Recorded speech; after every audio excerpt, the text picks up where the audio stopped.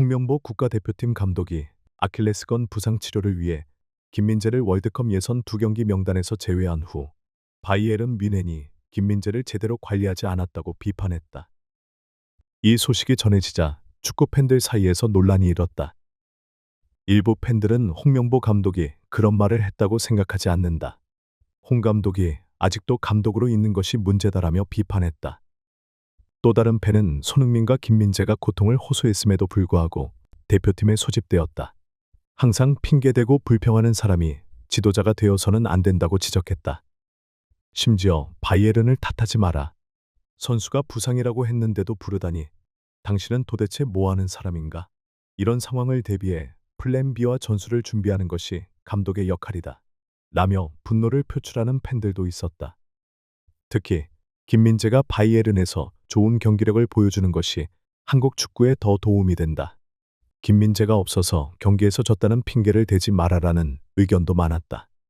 이번 사안이 어떻게 전개될지 지금부터 함께 알아보자.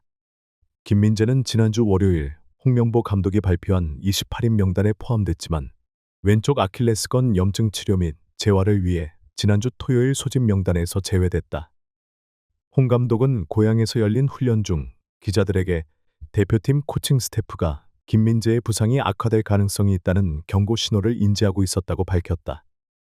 홍명보 감독은 바이에른 뮌헨의 김민재 부상 관리 방식에 대해 강하게 비판했다. 홍 감독은 안타깝게도 바이에른 뮌헨이 선수를 적절히 보호하지 않아 부상을 예방하지 못했다고 말했다. 그 결과 우리는 중요한 경기에서 핵심 선수를 기용할 수 없는 상황에 처했다.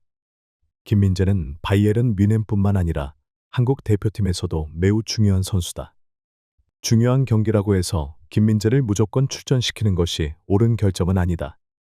지난해부터 이미 경고 신호가 있었으며 우리는 이를 충분히 인지하고 있었다. 우리는 선수 보호 원칙을 지키기 위해 김민재를 다음 경기에서 기용하지 않기로 결정했다. 그래서 그에게 휴식을 주기로 한 것이다. 이는 바이에른 뮌헨의 빈센트 콤파니 감독의 선수 기용 방식에 대한 직접적인 비판으로 해석되며 그럴 만한 이유도 있다. 김민재에게 휴식을 줄 수 있는 많은 기회가 있었지만 콤파니 감독은 김민재와 다요 우파메카노를 시즌 내내 과하게 활용했다. 한편 김민재는 언제나 경기에 나서기를 원했던 선수로 알려져 있으며 부상에도 불구하고 출전을 강행하려는 의지를 보여왔다. 그러나 결국 콤파니 감독과 김민재 모두 좀 더 균형 잡힌 결정을 내렸다면 현재와 같은 악화된 상황을 막을 수 있었을 것이다. 김민재는 지난 주말 바이에른 뮌헨과 우니온 베를린의 1-1 무승부 경기에 결장했으나 겨울 휴식기 이후 클럽의 16경기 중 13경기에 출전한 것으로 알려졌다. 한편 홍명보 감독은 대체 선수로 FC 서울의 중앙 수비수 김주성을 발탁했다고 밝혔다. 김주성은 A매치 경험이 많지 않지만 대표팀 시스템을 경험한 바 있다. 홍 감독은 김주성은 지난해 대표팀에 있었고 우리 시스템을 어느 정도 경험했다고 설명했다. 그렇기 때문에 그를 선택한 것이다. 그는 K리그에서 매우 좋은 경기력을 보여주고 있다. 한국 대표팀은 이번 예선에서 목요일 고향에서 열리는 오만전과 다세우, 수원에서 열리는 요르단전을 승리하면 2026년 월드컵 본선 진출을 확정지을 수 있다. 아르헨티나 축구 전설이 고개를 숙이며 경탄했다. 이 골은 오직 메시만이 넣을 수 있다. 축구의 왕은 여전히 축구의 왕이다. 이견의 여지가 없다. 메시가 또 하나의 명장면을 만들었는가? 왜 또라고 했냐고? 왜냐하면 이번 골은 팬들에게 메시 전성기의 순간을 다시 떠올리게 만들었기 때문이다. 메시의 환상적인 골에 팬들이 열광하고 있다. 사실 축구에서 이런 경이로운 순간을 경험하는 것은 드문 일이다. 하지만 메시는 그걸 해낸다. 그의 칩슛은 보기에는 쉬워 보이지만 과연 몇 명이나 그렇게 할 수 있을까? 축구 팬들에게 진정으로 어려운 기술은 오버헤드킥, 장거리 슛, 빠른 헤더, 그리고 극도의 긴장감 속에서 차는 페널티킥 같은 것들이다. 하지만 메시는 마법 같은 두 발로 언제나 사람들을 놀라게 만든다. 곧 38세가 되는데도 이처럼 수준 높은 플레이를 펼칠 수 있다. 네, 정말 대단하다. 그는 유럽에서뿐만 아니라 북미 리그에서도 엄청난 영향력을 발휘하고 있다. 어떤 사람들은 현재의 메시가 PSG 시절보다 더 뛰어나다고 말한다. 그의 경험과 기술은 여전히 상대팀을 두렵게 만든다. 하지만 PSG에서의 메시가 정말 대단했을까? 상대팀이 두려워한 것이 리버풀, 로마, 바이에른이었을까? 아니면 실제로 그는 단순히 커리어 말년을 보내고 있었을까? 그 어떤 평가가 나오든 메시는 여전히 메시다. 그의 커리어는 늘 논쟁의 대상이지만 그가 이뤄낸 업적은 전 세계가 인정할 수밖에 없다. 2025 MLS 시즌 경기에서 메시가 이끄는 인터 마이애미는 원정 경기에서 애틀랜타 유나이티드를 상대로 2-1 역전승을 거뒀다. 인터 마이애미의 주장인 메시는 선발 출전해 90분 풀타임을 소화하며 축구의 왕다운 최고의 순간을 만들어냈다. 전반 20분, 메시는 상대 진영에서 곧바로 역습을 펼치며 정교한 개인 기술로 수비수를 제치고 환상적인 칩슛을 성공시키며 자신의 색깔이 담긴 골을 기록했다. 볼을 받는 순간부터 돌파 슈팅까지 모든 과정이 완벽했다. 이 골로 인터 마이애미는 1-1 동점을 만들었고 결국 2-1 승리를 위한 발판을 마련했다. 인터 마이애미의 감독이자 아르헨티나와 바르셀로나의 전설인 하비에르 마스체라노는 메시의 골에 감격을 감추지 못했다.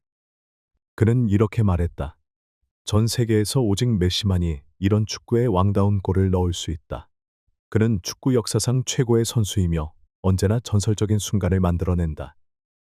이제 곧 38세가 되지만 메시는 여전히 최상의 기술을 유지하고 있으며 전혀 쇠퇴의 기미가 보이지 않는다. 이번 경기에서의 메시의 골은 바르셀로나 시절이던 2024-2025 시즌 바이에른 뮌헨을 상대로 보아탱을 무너뜨렸던 전설적인 장면을 떠오르게 한다. 2021년 바르셀로나를 떠난 이후 메시의 커리어는 하락세가 아니라 오히려 더욱 견고해졌다. 2023년 PSG를 떠나 자유계약으로 인터 마이애미에 합류한 이후 메시는 북미 축구의 위상을 크게 끌어올렸다. 이번 시즌 메시는 5경기에 출전해 4골 2도움을 기록하며 경기당 평균 1골 이상의 활약을 보여주고 있다. 애틀랜타 유나이티드를 상대로 터뜨린 이 명장면은 메시가 만들어낸 수많은 걸작 중 하나일 뿐이다. 김세론 배우의 죽음을 둘러싼 비극적인 이야기는 여전히 가라앉을 기미를 보이지 않고 있습니다. 사건은 점점 더 복잡해지고 있으며 김세론 가족으로부터 명예훼손 혐의로 고소당한 유튜버 이진호가 공식적으로 반박하고 심지어 김세론 가족을 상대로 맞고소를 위협하면서 논란이 커지고 있습니다. 이진호가 김세론과 김수현의 관계에 대해 허위 소문을 퍼뜨렸다는 여러 의혹이 제기되자 이진호는 나는 그들의 관계가 거짓이라고 말한 적이 없습니다. 만약 그렇게 말했다면 더 이상 해명할 필요도 없었을 것입니다. 라고 주장했습니다. 현재 여론은 두 가지 상반된 의견으로 나뉘고 있습니다. 한쪽에서는 이진호가 자신의 발언을 부인하며 책임을 회피하려 한다고 주장하고 있습니다. 반면 일부 네티즌들은 가로세로 연구소가 제시한 정보에 의문을 제기하며 해당 단체가 김세론 가족에게 유리한 방향으로 여론을 조작하려는 것이 아닌지 의심하고 있습니다. 3월 17일 김세론 가족은 유튜버 이진호를 명예훼손 혐의로 고소했습니다. 김세론이 생전에 이진호는 여러 차례 그녀를 비난하는 영상을 게시했으며 이로 인해 김세론이 심한 고통을 겪고 하루에 6번이나 자살 시도를 했다는 주장이 제기되었습니다. 소송 제출 직전 김세론 가족의 변호인은 기자회견을 열어 김수현에게 사과와 김세론과 미성년자 시절 교제 사실을 인정할 것을 요구했습니다. 이후 유튜버 이진호는 김세론 가족의 주장을 다시 반박했습니다. 최근 발표에서 이진호는 김세론 가족 측이 주장한 것처럼 자신이 김세론과 김수현의 관계를 거짓이라고 주장한 적이 없다고 강조했습니다. 제가 처음부터 그것이 연출된 것이라고 주장했다면 더 이상 해명할 필요도 없었을 것입니다. 이진호는 또한 가로세로 연구소가 부정적인 방향으로 지속적으로 정보를 발표해 여론을 혼란에 빠뜨리고 있다고 비판했습니다. 심지어 이 전 기자는 가로세로 연구소가 근거 없는 주장을 계속할 경우 맞고소하겠다고 경고했습니다.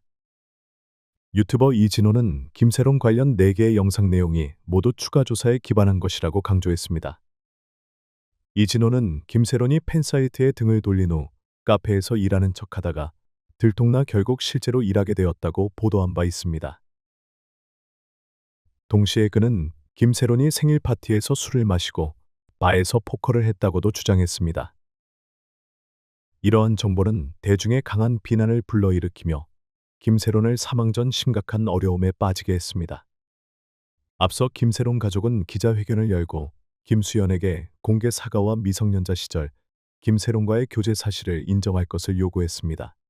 이로 인해 두 스타의 관계가 화제의 중심이 되며 여론은 더욱 혼란스러워졌습니다.